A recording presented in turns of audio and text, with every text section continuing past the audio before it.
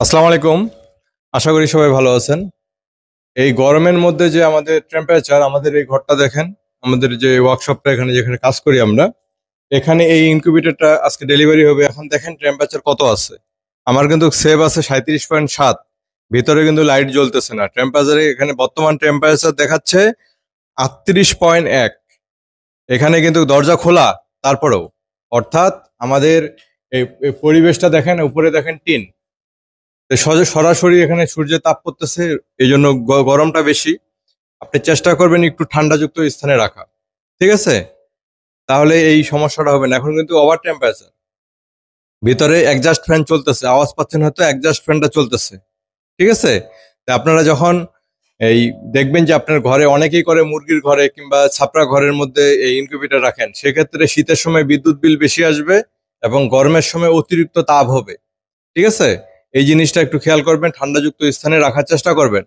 আর আর্দ্রতা, আর্দ্রতাটাও দেখেন। এখানে কিন্তু আমাদের স্যাটারে ডিম থাকাকালীন সময় আর্দ্রতার দরকার 60, বর্তমান কিন্তু 63 দেখাচ্ছে। মানে আর্দ্রতা বেশি দেখাচ্ছে। আর্দ্রতা বেশি থাকলে কিন্তু পানি ইউজ করবেন না, পানি দিবেন না। এই বর্তমান আর্দ্রতা কমে গেলে পানি দিবেন, আর হ্যাচিং টাইমে পানি দিতে হবে সব সময়। এই জিনিসগুলো খেয়াল রাখবেন, কারণ যারা শীতের সময় বাচ্চা ফুটাইছেন, গরমের সময় বাচ্চা ফুটান নেই, তাদের জন্য এটা নতুন।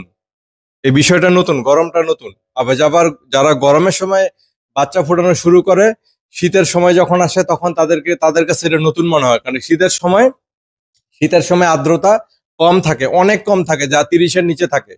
অথচ আর্দ্রতা আমার 55-এর উপরে লাগে আর্দ্রতা, 55-এর উপরে লাগে আর্দ্রতা। সেক্ষেত্রে গরম এবং শীত, বর্ষাকালে আর্দ্রতা বেশি থাকে, এটা মাথা রাখবেন।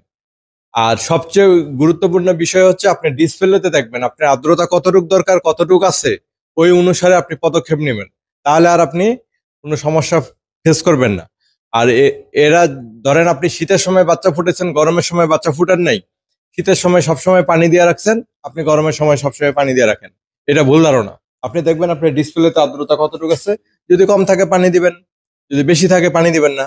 আশা করি বুঝতে পারছেন। আসসালামু আলাইকুম।